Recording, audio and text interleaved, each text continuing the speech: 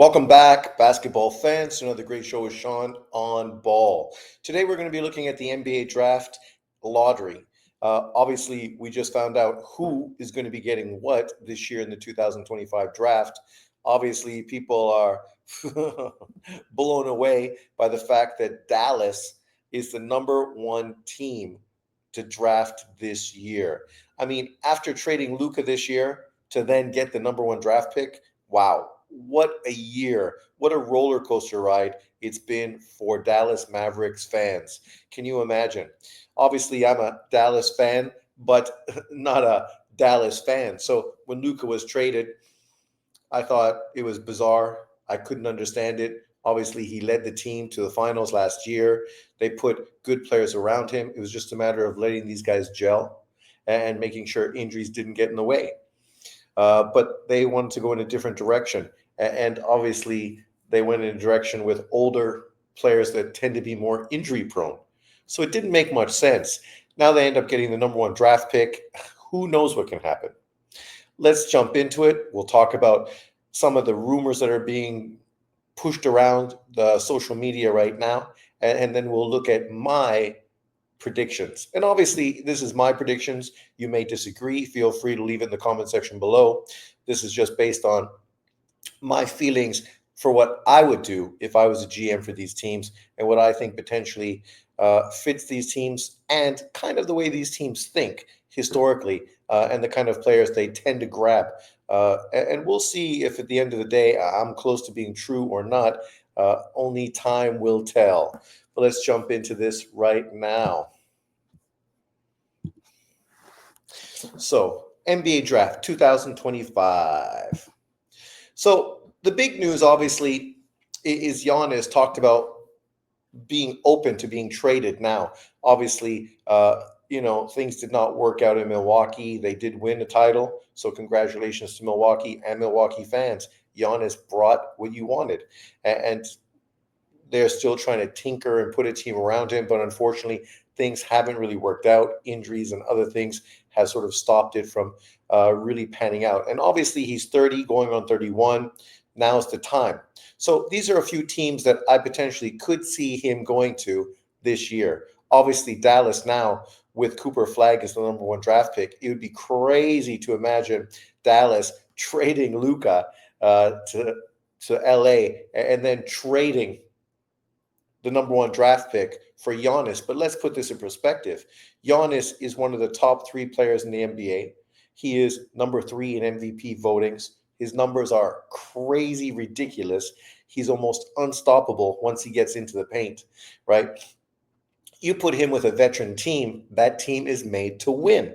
They also have pieces that they could package together with, with the number one draft pick to potentially sort of get Giannis away from Milwaukee, right? When you talk about guys like Gafford, Washington, and some other players, maybe a Christie, who they obviously got from Los Angeles as well, Cooper Flag, potentially a long-term superstar in the game, a guy who potentially could help carry your team for the next 15 years, right?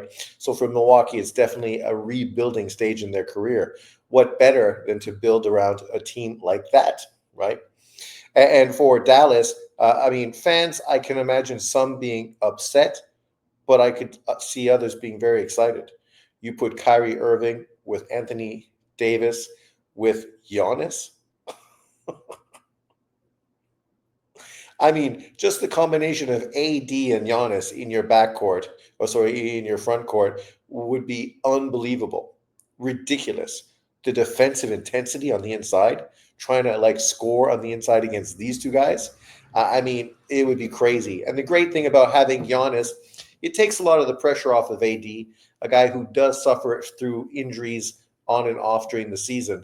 So it would definitely help balance one another. Obviously, Kyrie Irving's going to be out probably almost all year next year. So next year wouldn't necessarily be the team to push for the title. And that might be something that stops this from potentially happening. Another potential situation would be the Spurs.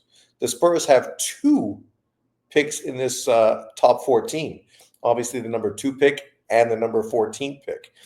in a very good draft.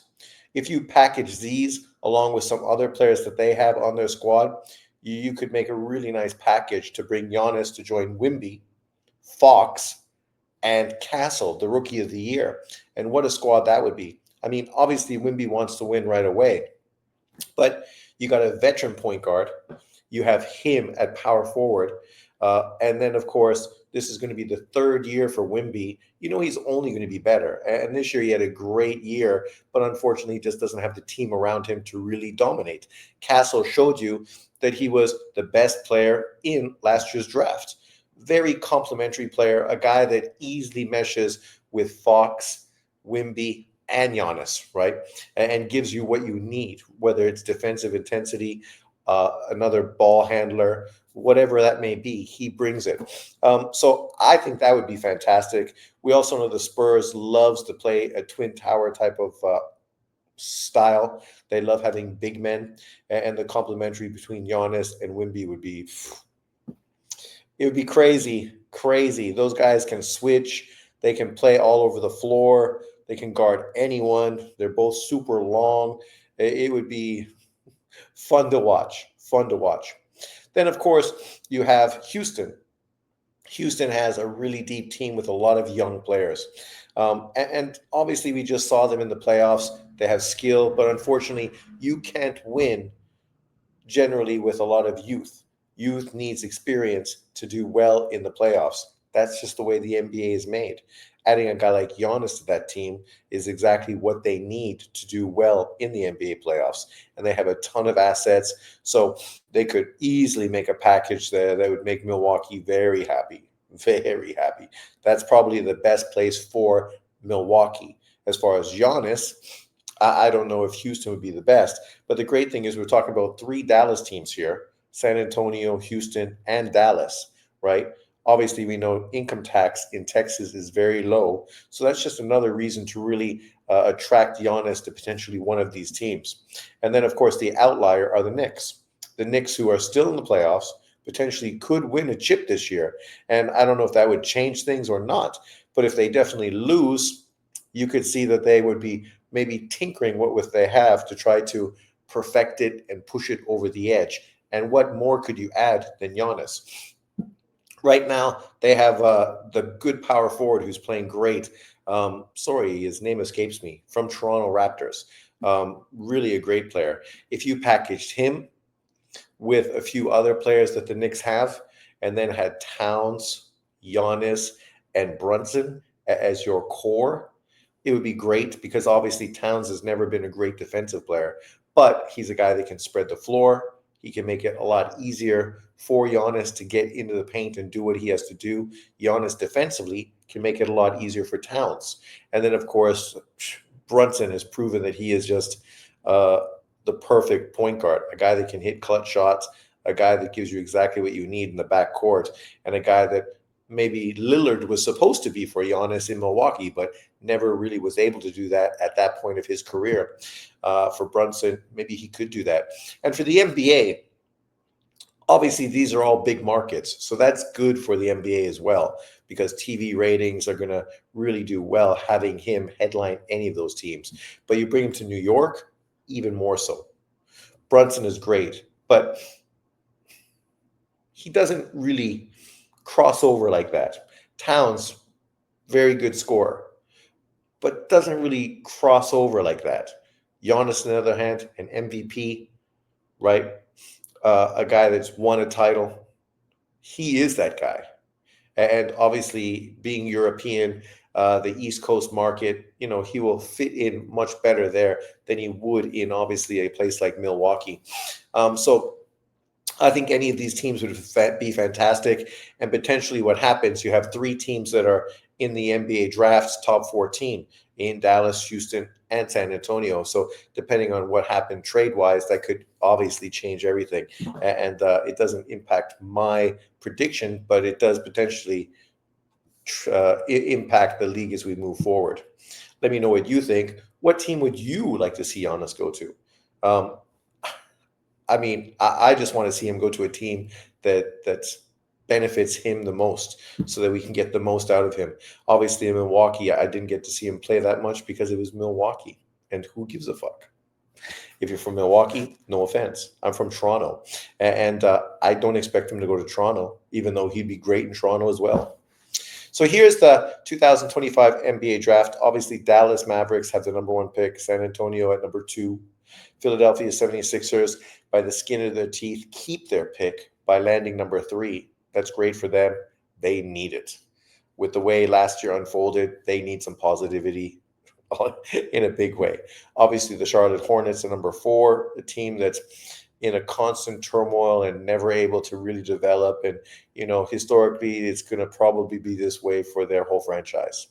The Jazz at number five, obviously disappointed that they didn't get the number one pick. Cooper Flag, probably relieved. At number six, the Wizards, another team that perennial ends up high in the draft pick because they end up low in the league. And then, of course, you have New Orleans Pelicans, a team that, depending on the health of Zion Williams, could easily be a real player in the NBA playoffs. But his health is integral to how that team performs. Then, of course, you have the Nets, Brooklyn Nets, the Raptors, my team, Toronto. Obviously, we won one chip, so congratulations. We got our one, and now we're just scratching in turmoil. The Rockets, a team that played very well this year, got to the playoffs, obviously just didn't have the experience to move through. At number 10, this is definitely going to benefit them.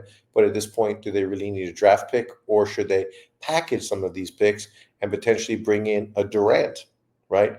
You bring in Kevin Durant, and now you're getting that that main scorer you need, right, to relieve Green from a lot of the pressure. And obviously, Durant is just a sniper. And you put him on a team like that with the great center you have, and then the great off-guard scorer, and then you have Durant there. I mean, offensively, you're really going to click, right? And it's going to benefit a lot of the second-tier players a lot less responsibility, and they can play their roles a lot more. Then we have Trailblazers, number 11. Very disappointing for them to fall this far. A team, even with a billionaire owner, apparently they're selling the team. They just really can't do anything in the league. The Bulls are number 12, the Hawks number 13. Obviously, both of those teams had good draft picks last year, all for naught, really, at the end of the day.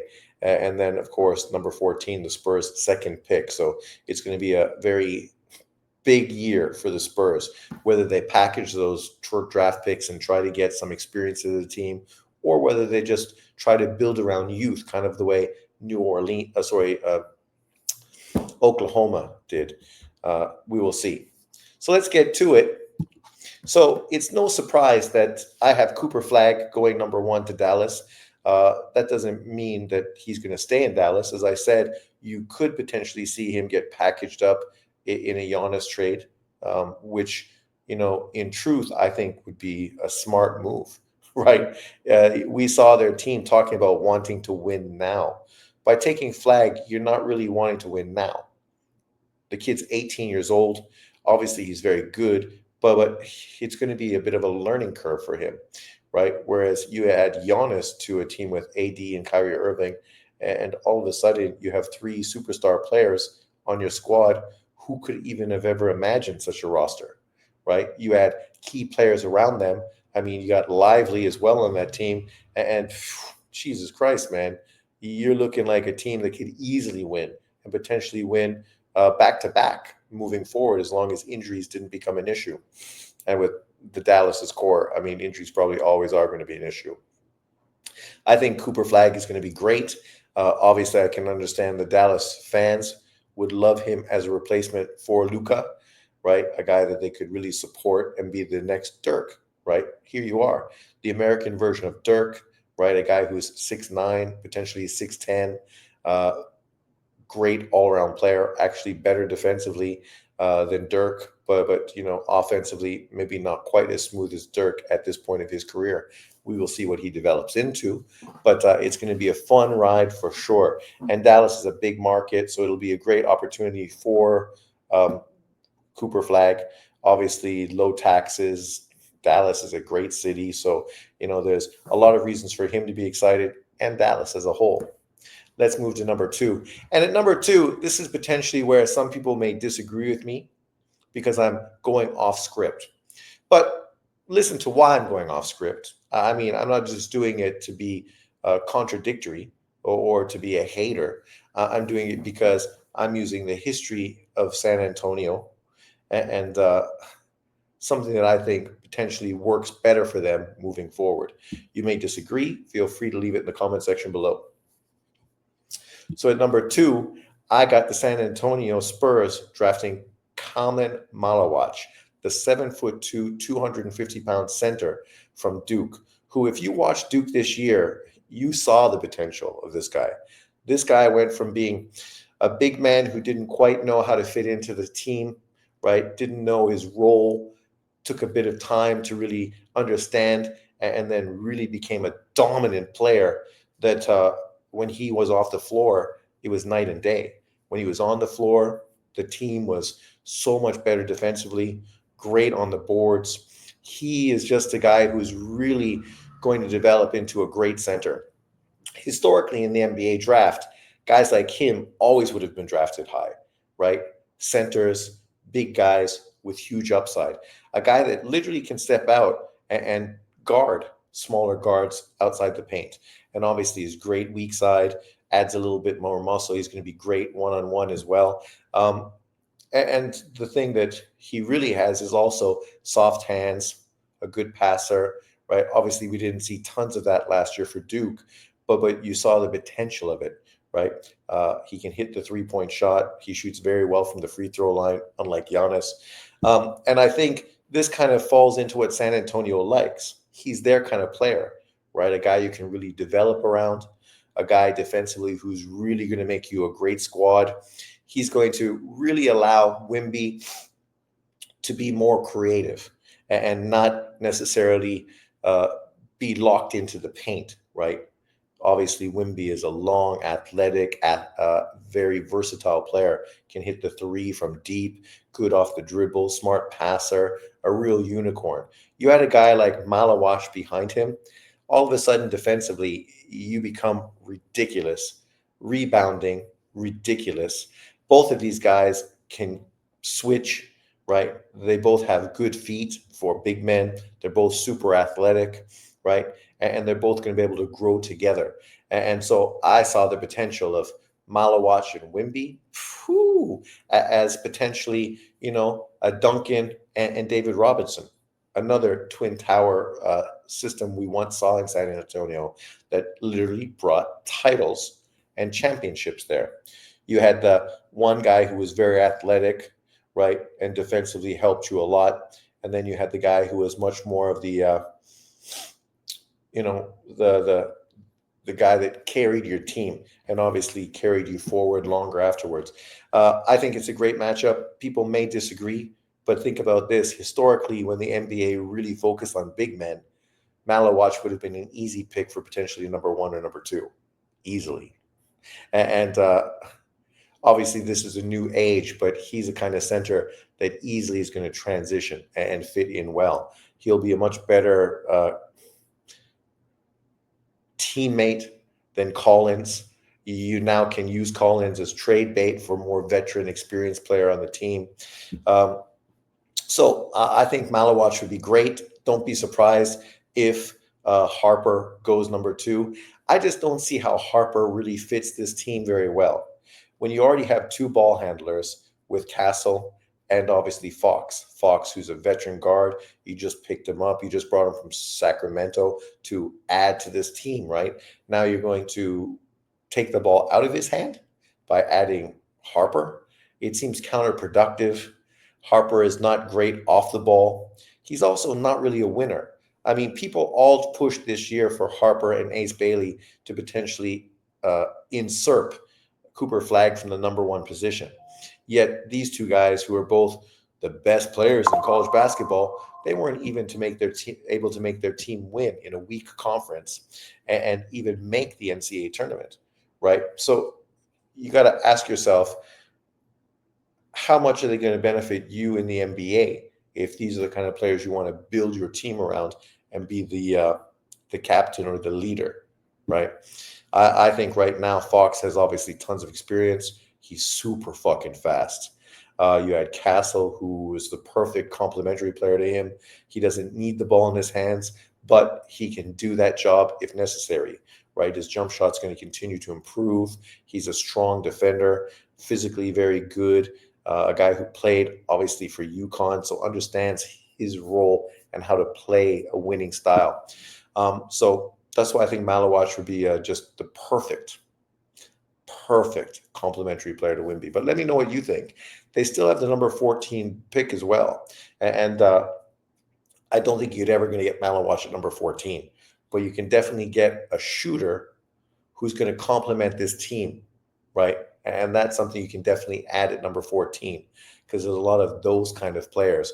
You can even get a point guard who was fantastic in the tournament, led his team to a title, and could be the next Brunson in the NBA. Very similar style player. And you could get him, right, as your guard off the bench, complementary player to Fox. Not a lot of pressure coming out of college, right? So there's a lot of potential things you could do afterwards because you have that number 14 pick. But yeah, let me know what you think. At number 3, it's not a surprise. I have Ace Bailey, who most people predicted would be the number 3 pick. I just think for Ace Bailey, this is a very good scenario. Obviously, Philadelphia would love Ace Bailey to be the addition to this team. He's a young player, so with your great point guard, the great guard you got from Duke last year, who really surprised people, unfortunately, an injury sort of ended his season a little abruptly. Then you add Bailey to that threesome of young players you could potentially develop and build around in the future. It's fantastic, right? They really complement each other. I mean, very good players, can all shoot, all athletic, versatile guys. And guys that I really think would be perfect for a young building roster. Um, and there's no pressure on him because right now you have Paul George. He's going to be playing the same position as Paul George. You can learn behind Paul George, right?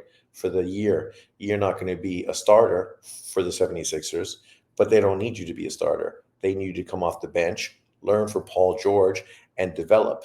Add some weight because the kid's super skinny right now. He's definitely a kid, and that's going to be something that's exploited in the NBA. So he could use this first year to put on some muscle, learn how to be a pro from a guy like Paul George, and hopefully Embiid comes back and injuries are no longer an issue. And if that's the case, now you're in a team that's a playoff pushed team that's going to do well in the playoffs with George, the two guards, and obviously Embiid, one of the most dominant centers in the NBA, right? And then you off the bench being that sixth man or seventh man potentially, depending on how you develop.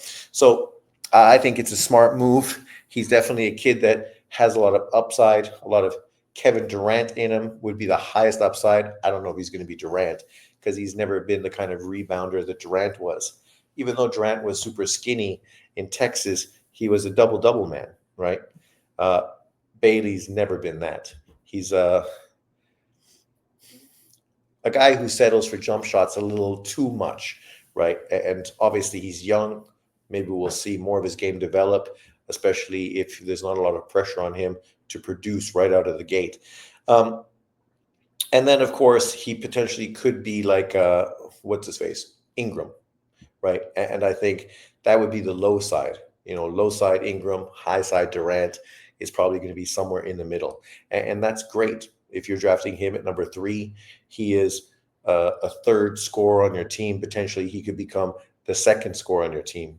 Embiid first, him number 2, and then you have your other 2 guards picking it up from there. So let me know what you think about how Ace Bailey fits into the 76ers. I think Philadelphia will be super stoked if they get him.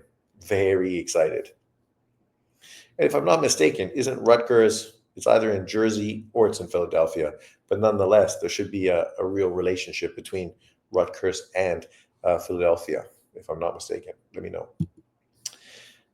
At number 4, Charlotte, I'm going for VJ Edgecombe, a guy that's super athletic, Physically, he's already built like a pro. The one problem about him is he needs to develop his skill set, right? That's what he's got to continue to refine. Obviously, you go to a team like Charlotte, you have a fantastic point guard. He's going to be controlling the ball a lot.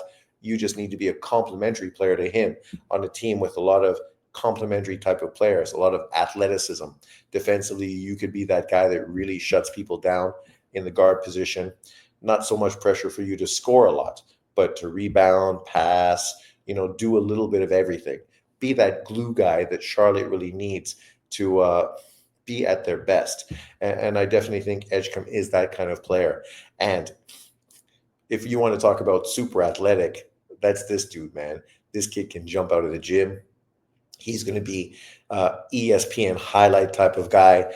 Alley oops from, of course, their point guard ball. It should be very exciting basketball to watch. And for a team like them, that's important, because if you want people to come watch a team that really doesn't have much opportunity to really do much in the playoffs or during the season, what you want to do is at least entertain them with up and down exciting basketball. And I definitely think Edgecombe is perfect for that. But let me know what you think.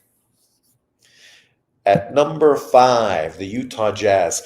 And some people were talking about potentially point guards and different players in this position. Obviously, the Jazz got rid of a few of their big men most recently.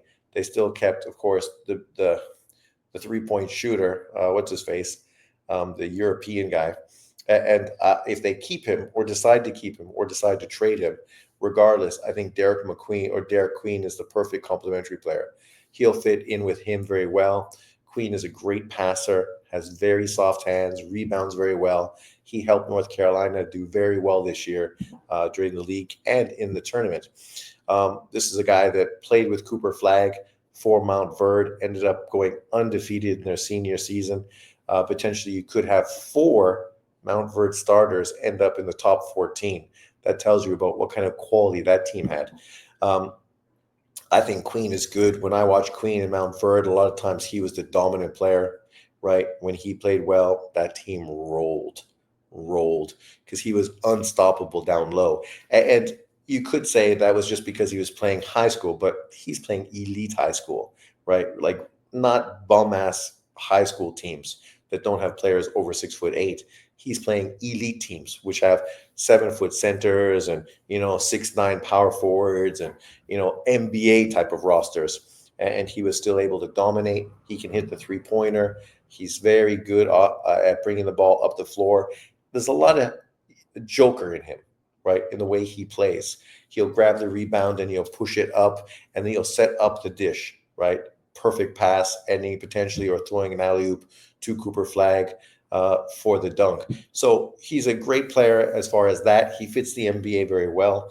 Obviously, like Joker, he's not the most fleet of foot player, right? So when you get him out of the paint, he's not going to do so great in pick and roll type of defense. But he's going to be tough to cover because he can bring the ball up, right? He can definitely give your point guards that advantage that obviously the Joker does as well in Denver, right? Getting them in the position for open corner threes by bringing the ball up and just getting away from their defender. So it's going to be great. I think he'd be excellent in Utah. And I think Danny Ainge is that kind of old school GM, a guy that obviously played for Boston, understands, winning team chemistry, smart players that understand how to play, how to move the ball, how to work with other players to get the best out of them. And I definitely think Danny Ainge is going to see that with Queen. And I think Derek Queen at 6'10", 250 is a guy that can really make an impact right out of the gate, right? Because he's going to score and he's going to rebound regardless of what else happens. He's going to be able to do those 2 things in the league. He's not the most athletic player, but as we see, you don't necessarily need to be the most athletic player if you're smart and you have good skill set. Joker, Luka, and others, right? They can get their shots off. They know where to get on the floor to be effective. And I think Queen is going to be like that. Maybe obviously not at Joker's level, but I think it's a smart pick for the the Jazz. Let me know what you think in the comment section below. Then we get to Washington. And this is where I have Dylan Harper going. Washington's a team that needs a leader. And I think this is the perfect opportunity for Harper. He can go here. He'll be the point guard. Obviously, you got players around you. I know they did get Bub Carrington, but I don't know if he's the kind of guy that's really going to make you win, right? Whereas Harper, I think his upside is much bigger. Obviously, physically, he's a guy that's ready for the league already, 6'6", 215, right? Strong physical player. Obviously, learned from his dad, Ron Harper, a guy who obviously won titles with Jordan and the Bulls. I think he's a perfect player for Washington. It's the perfect scenario. He'll get a lot of opportunity to lead the team. And yeah, so let me know what you think. Obviously, some people have him going far earlier, but not me. We will see if I'm wrong, if San Antonio takes him at number 2, but I just don't know how you'd play him with Fox and Castle. I think, there's only one ball, and he's not the kind of guy who's going to play off the ball very well. He's not a knockdown shooter. He's the kind of guy that needs to have the ball to kick it to guys that want to shoot, like Poole, right, and others. But let me know what you think. At number 7, we got New Orleans. And obviously, we knew New Orleans rolls depending on Zion. But this is the perfect complementary player to Zion. A 6'6", 190-pound guard who's a great shooter, right? A guy that can knock it down from all over the floor. Averaged 20 points last year as a freshman for Texas. Very long arms, very athletic, right? More athletic than people thought. Obviously, he just was in the combine, had like a 38-inch vertical. He's got like a 7-foot reach. A guy that, he could play defense at a high level. Some people compared him to Ray Allen. Obviously, that may be premature. We know Ray Allen was super successful in college. Obviously, Trey only played 1 year for Texas. His team did well, and they did well in the tournament, but not that well. But I definitely think he's a guy that's improved a lot from when I watched him play in the McDonald's All-American game last year, when people were hyped up about him and he was really skinny. And I thought he was just a guy that liked to shoot, but nothing more. When I saw him play in Texas, I thought, there's much more to him. And I definitely think the NBA is going to benefit a guy like him more than it would some players. It's the perfect style of play for a guy like Trey Johnson. And I think New Orleans would be perfect. You're going to get a lot of open shots just because teams are going to collapse on Zion, right? So you're going to have easy kickbacks, easy jumpers. You can knock down all day, all day. Yeah, so we'll see if it works out that way, but that's my prediction. At number 8, the Brooklyn, New York. I got them taking Noah Essengay, a 6'10", 200-pound small forward from France. Obviously, a very young kid, only 18 years old. He's got a lot of growing to do. But we know that these NBA teams love these long, athletic, young upside players from Europe. And he is this year's version of that. A guy who's very long, right, has really improved a lot this year. And at the end of this year has done well in France and is definitely getting a lot of people's attention. With a team like Brooklyn, I mean, you can afford to take a chance with a guy like him because there's not a lot of pressure for you to win or do anything right now. Obviously, you went with guys like Kyrie Irving and Durant. That didn't quite work out. So now you're sort of trying to build and develop a team more like sort of Oklahoma City is doing. And I think a guy like him, perfect complementary player to what you have going. I don't know if he's ever going to be a superstar player, but he's very versatile. Obviously comes from France, which has a deep skill set and deep pool of players, as we can tell from the players that last year went in the draft. Rashad, who went to Atlanta, did very well this year, right? He was a guy I didn't know much about, and obviously started the year slow, but ended very well. Sarr, who's in Washington. Again, a guy started slow, but I remember him playing Denver and fucking he scored 20 something points, was hitting 3 pointers all over the place. And this is like your 7 foot center, power forward. So I definitely think the teams are going to take chances with these long, athletic French players. But let me know what you think of Noah Essengay.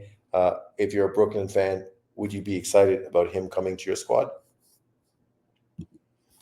Then we get the third player from uh, Mount Verde going to Canada. And I picked him here primarily because I like him. He was my favorite player on that team.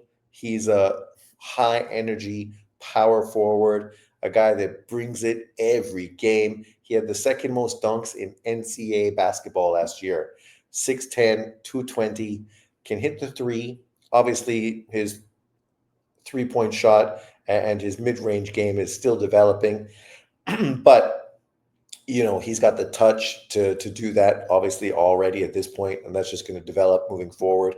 We know Toronto loves to draft an athletic, tall forward, right? And he falls perfectly under that scenario. You put him in there with Scotty Barnes and the rest of that team, he's the perfect complementary player, right? Especially the first year, not going to be much expectation for him to lead the team, but down the road, you put him beside Barnes at small forward, Asa Newell at power forward. You could play a small system, right, with what's his face from New York.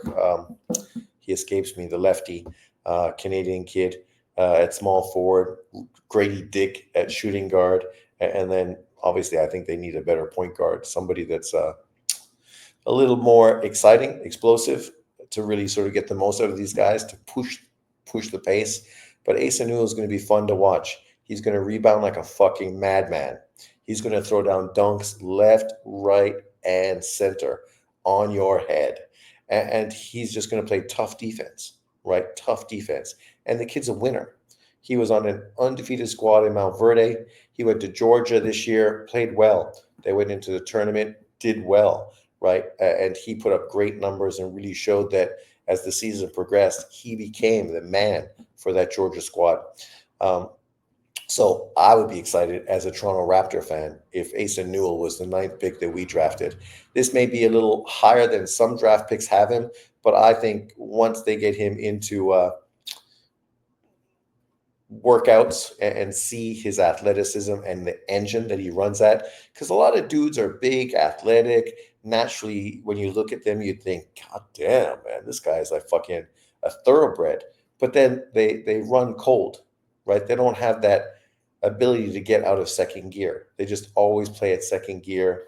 They don't go through the gears.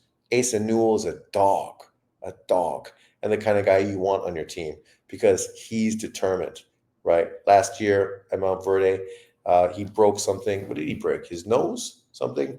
And that dude did not stay out long before he was back in playing because that's what he is. And that's the perfect kind of guy you want on your team. So I got Asa Newell at number 9. At number 10 for the Rockets. And the Rockets, obviously, as I said, they don't need a lot of younger players. But if you're going to draft a younger player, point guard is the position you probably should draft. Obviously, they drafted Reed Sheppard last year from Kentucky to be their point guard backup. He was never really able to really do that. He could still develop because he's athletic, right? He's a great shooter.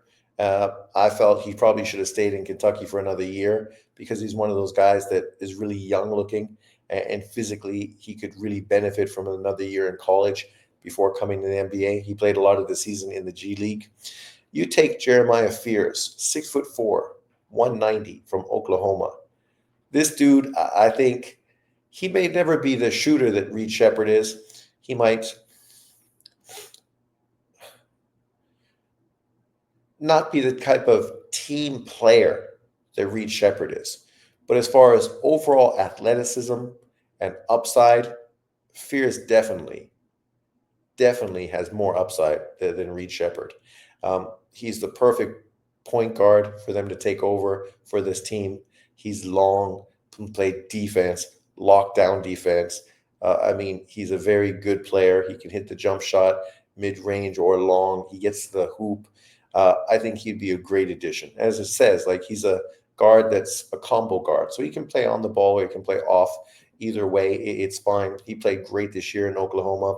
Oklahoma SEC team. SEC was tough this year. Tough. I knew that every team was going to lose games because you just could not go through the SEC and not lose because the competition was so stiff. And you saw in the NCAA tournament, the SEC did great. Obviously, some teams got knocked out early, but they had 8 teams or more in the tournament, right? And did very well. I think they had 3 teams in the Final Four, or 3 teams or 4 teams in the Final Eight. I can't remember off the top of my head, but Fears is a real player, and he was basically carrying Oklahoma there at points.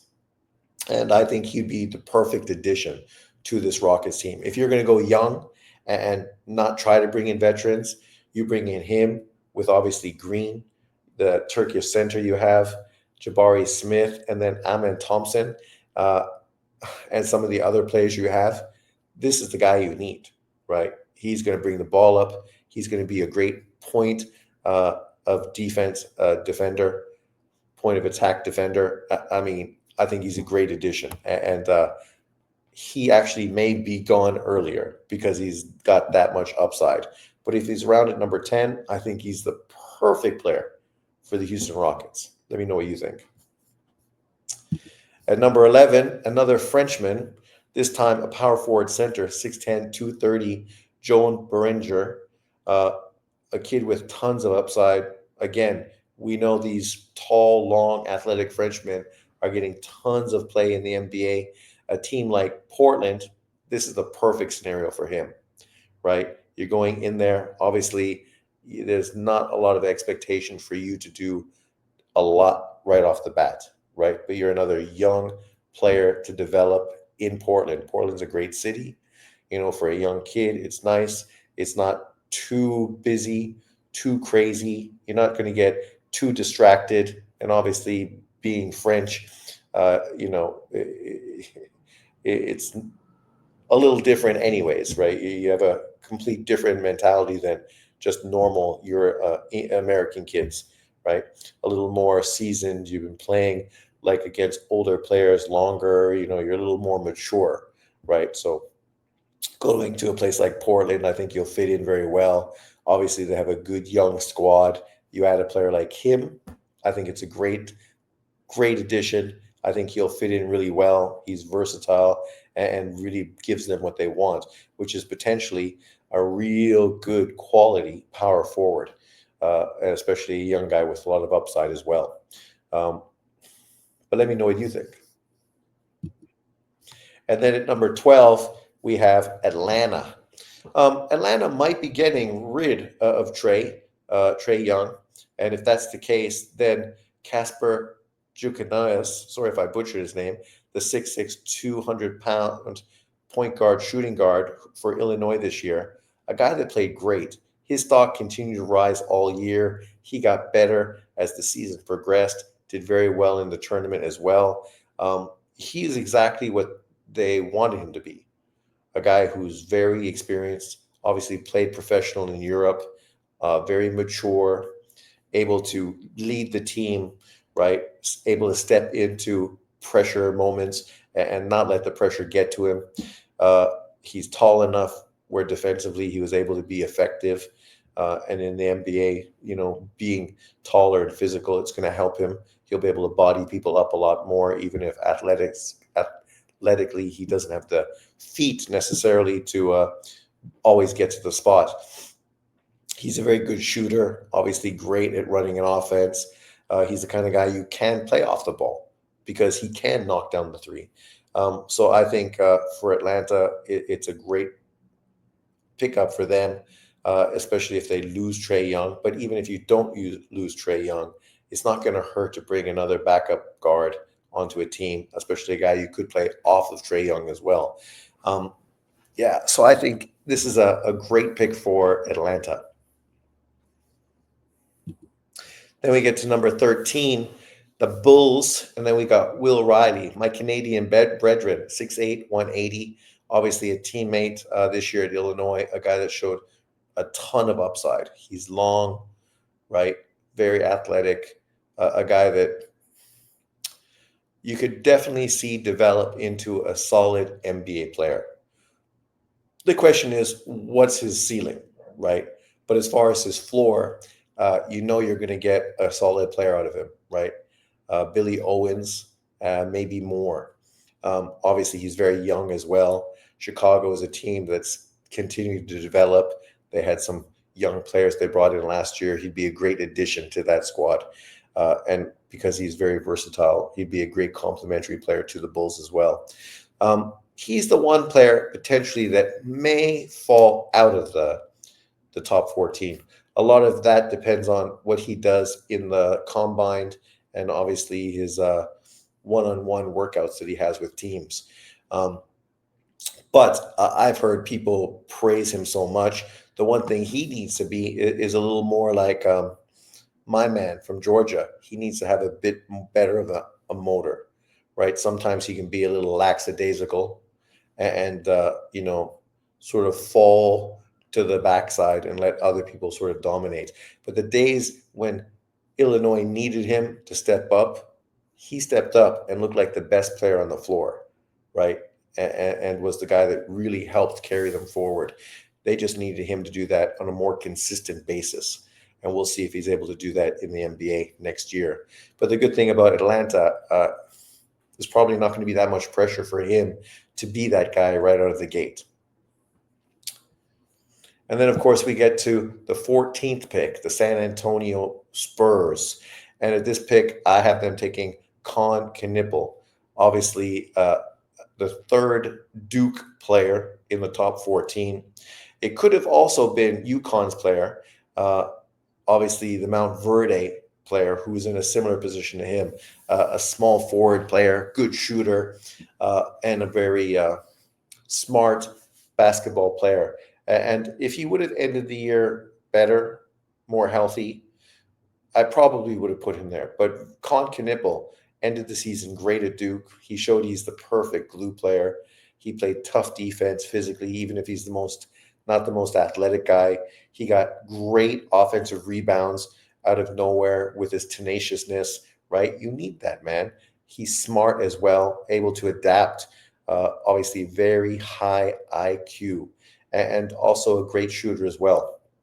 You add him to a team like San Antonio, especially the way I have it with Malawach, his Duke teammate, and then obviously Wimby. Even if he can get beat off the dribble by some of the more athletic players in the NBA, with those two monsters behind him, it's not going to be that big of a deal. It's not going to be the worst thing that happens. As long as he understands how to funnel guys to his defenders and know that he has those two big monsters behind him, it's probably going to be okay. He's also physically ready for the NBA. He's a tough kid, strong legs, strong center of gravity, a strong base. So he's not going to get pushed around, even though he's got a baby face.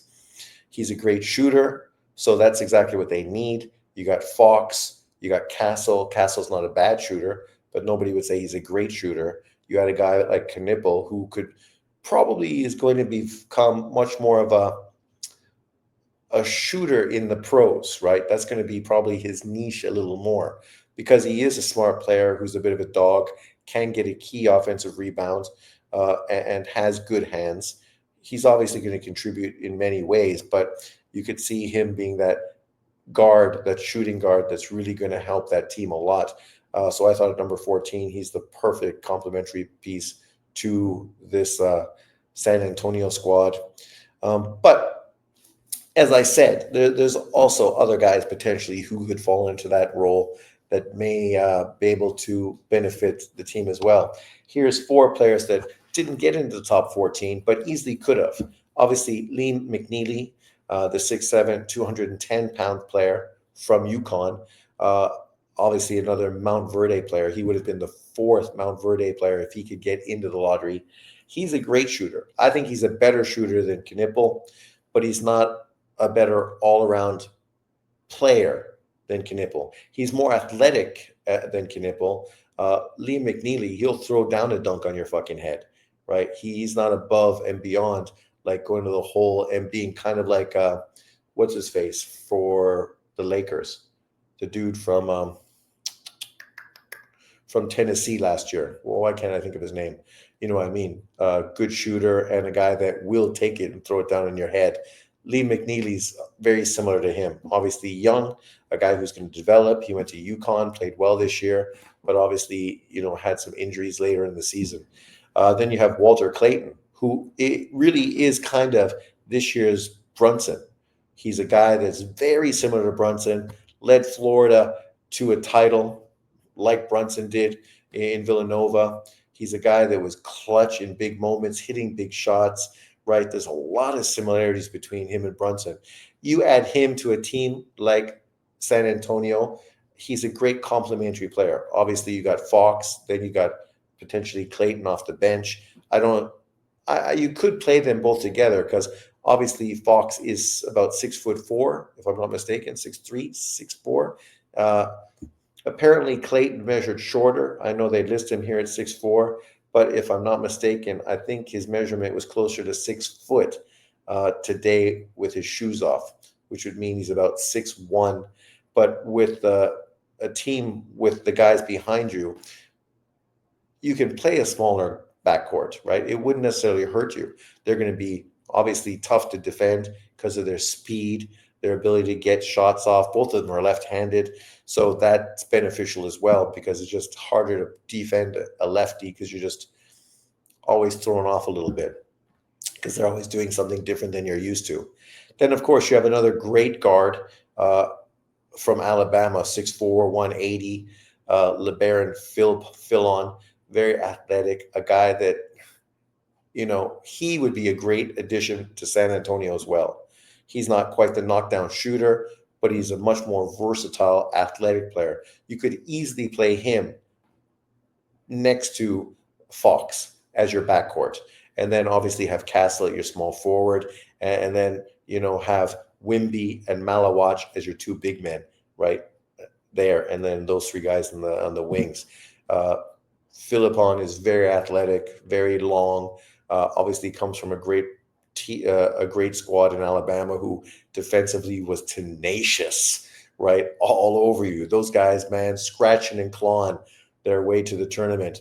So he'd be another great addition, a great addition, and a guy that you could easily plug and play right now in the roster. Maybe a little easier than Clayton. McNeely, I think, probably fits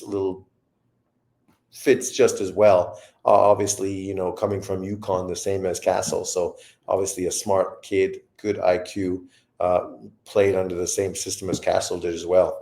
And then you have Jace Richardson, a guy whose stock has dropped because he's closer to 6'1" than 6'3", but he's obviously a good player. Another lefty, athletic, more athletic, I think, than McNeely and Clayton. I'm not sure about Philon.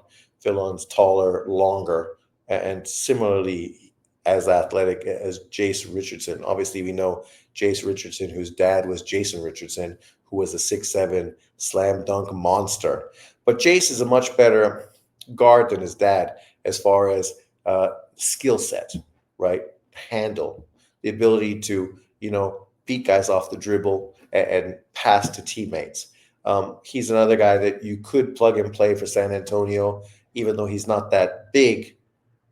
He really brings a lot of skill, and he would be a tough player beside Fox as well. And with the big guys behind you, really, you can always play smaller guards. It's not going to be nearly as big of as an issue as it would be with potentially some other teams. You look at a team like Utah, they've played, obviously, small guards in their backcourt, but obviously they're not successful. But I think any of these four players you could easily put in the number 14 pick, potentially higher. Let me know if you would have any of these guys in over the guys I already put on my lottery picks. But I just put them there because these are some definite players that I like. I definitely see them being players that are going to produce in the NBA. and it's going to be very interesting to see where they go and how they do in their first year. And it'll be interesting to see which of these four ends up having the best rookie year, right? I'm going to be interested to see them. Obviously, in the summer league, I like to pay a lot of attention to summer league because you get an opportunity to see these guys and see them play with the ball in their hands a lot. Obviously, a lot of times when they go to the NBA, they don't necessarily get as much time as they would in summer league. Example of that is Reed Shepherd. I watched Reed Shepherd every game last year for Kentucky, liked him. I thought he should have stayed for another year just to mature. And then I watched him in summer league, and he did well. He was playing great, right? Showing you his great hands, his ability to hit 3-point shots, obviously run the offense and help his teammates. But you know, summer league is not the league. You can play good in summer league, but it doesn't mean it's going to translate into the NBA. So we will see how this unfolds. Obviously, this is my lottery pick at this time. What do you think? Do you agree, disagree? Let me know what you agree with and what you don't agree with. And we will see if anything changes moving forward. Obviously, we're going to have a lot of opportunity to watch players in workouts and get a feel of how players are impressing. And, we'll see if I end up changing my picks as we move forward. But thanks everyone for watching. If you liked what you saw, remember to like, subscribe, and share. I appreciate it. And I will see you next time. Thank you very much. Have a good one.